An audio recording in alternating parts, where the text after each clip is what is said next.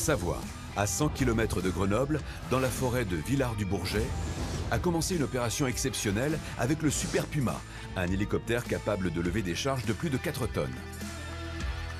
Bon, j'y vais, Pierre. Hein.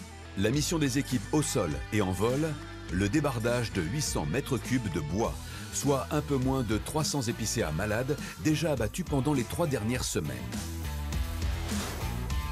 Une mission commanditée par François, agent de l'ONF, qui va coûter près de 150 000 € à la commune. Une dépense colossale mais nécessaire pour la préservation de la vallée de la Maurienne. En montagne, on s'aperçoit que si on ne fait rien, ces bois vont dépérir et vont se déraciner et déstabiliser le sol et la forêt va s'écrouler. Si cette forêt fragile avait été accessible par voie terrestre, un tracteur forestier traditionnel aurait mis 3 semaines pour en sortir le bois. Mais le Super Puma a moins de 2 jours pour le faire, en effectuant environ 200 rotations. Le Super Puma vient de décoller. Grâce à sa liaison constante avec le pilote, Florent, l'assistant de vol, sait qu'il a moins de 2 minutes avant de le voir arriver et de devoir le guider jusqu'à lui. On y est, où je t'entends arriver, je vais te guider. Il est juste à l'entrée du rouge. Grâce aux indications primordiales de Florent, Justin identifie sans mal la localisation de la première charge. Monte 50. Il faut bien anticiper le guidage afin que le pilote il puisse venir direct sur nous. Il ne faut pas que d'un coup on voie le pilote qui est 200 mètres à côté puis on lui dise ah, attends je suis à droite parce qu'on perd du temps et puis le temps c'est compté. Ouais, si. Maintenant, je le câble. Et puis c'est juste 10 mètres sur moi.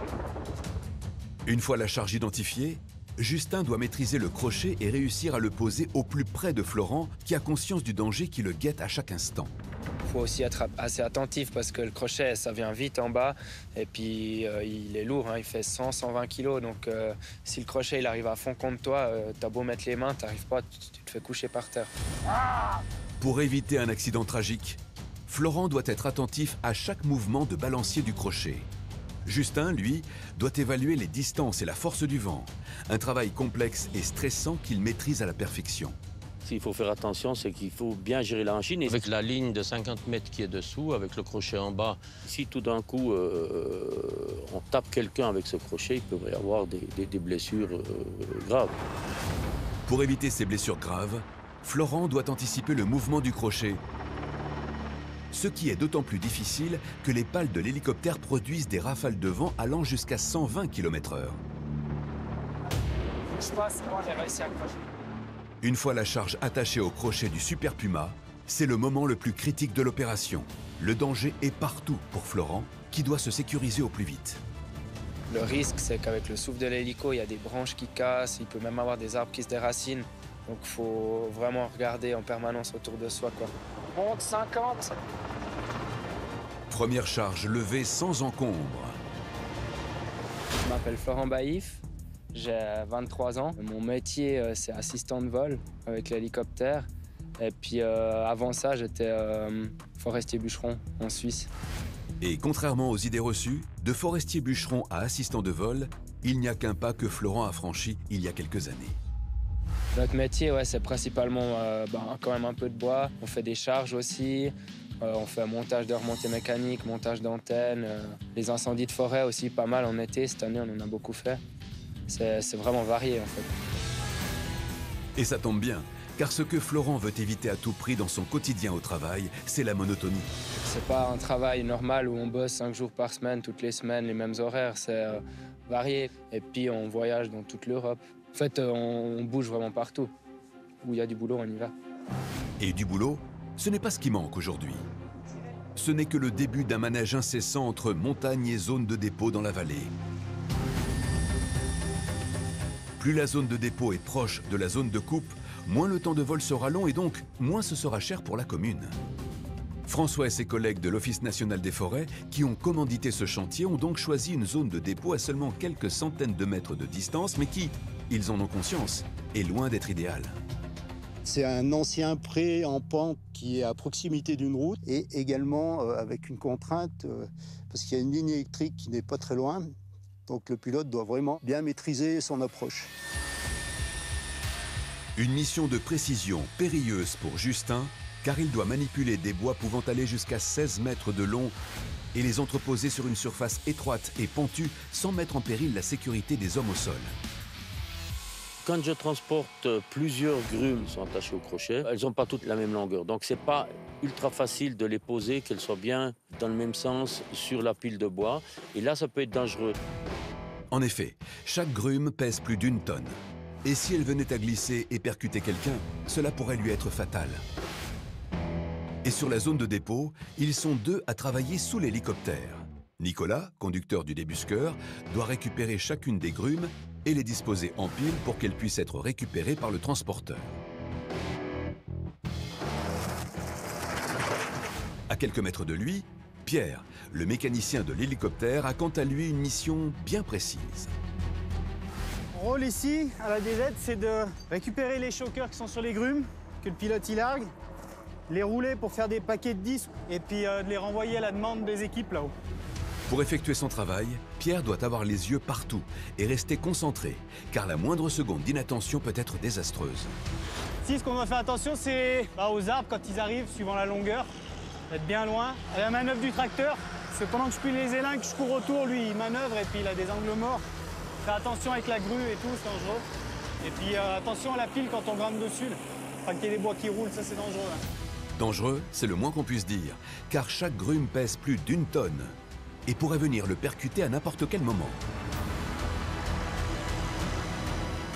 Les équipes ont à peine plus de 2 minutes après le départ de l'hélicoptère de leur zone pour préparer la prochaine charge, c'est-à-dire repérer les troncs à assembler, poser les élingues, guider le pilote, attacher les bois au crochet du Super Puma et se mettre en sécurité.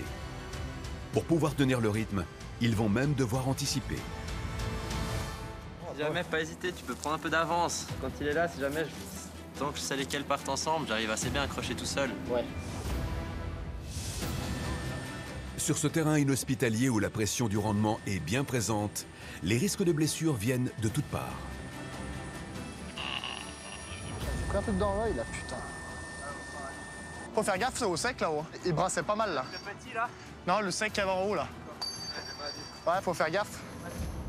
Et au cas où une bille roule ou quelqu'un se fasse coincer ou qu'il y a un gros bloc qui tombe, bah, je suis obligé de couper le bois. Ou s'il y a un danger par là, un arbre qu'on voit qui va peut-être tomber, je peux le couper pour qu'on évite de le prendre sur la tête. Et même si Alban garde sa tronçonneuse à portée de main pour pouvoir pallier au danger de cette mission, sur des parcelles où la visibilité est réduite, cet outil redoutable apporte aussi avec lui son lot de risques. Alban le sait, car il en a lui-même déjà fait l'amère expérience. Oui, je me suis fait avoir, puisque je coupais un bois et j'ai pas fait gaffe. Le bois que je coupais était en tension. Et il m'est revenu dans les jambes, il m'a fauché les jambes. Là, j'ai perdu la tronçonneuse, le casque, tout. Et après, j'ai dû aller à l'hôpital. Si Alban s'en est bien sorti, ce n'est pas toujours le cas. En France, 2 bûcherons meurent chaque année dans l'exercice de leur métier. Sur ce chantier, débuté il y a 2 heures, les dangers sont multiples. Aux pentes abruptes, chutes de roches et bois cassants, viennent s'ajouter le vent qui se lève. La maîtrise de l'hélicoptère et de son crochet devient de plus en plus complexe, mais aux yeux de Justin, la priorité est toujours la même. Ce qui est primordial là-dedans, c'est le personnel qui est dans la forêt, le personnel qui est en bas sur la DZ, où on va déposer. Donc ça, c'est les éléments les plus importants.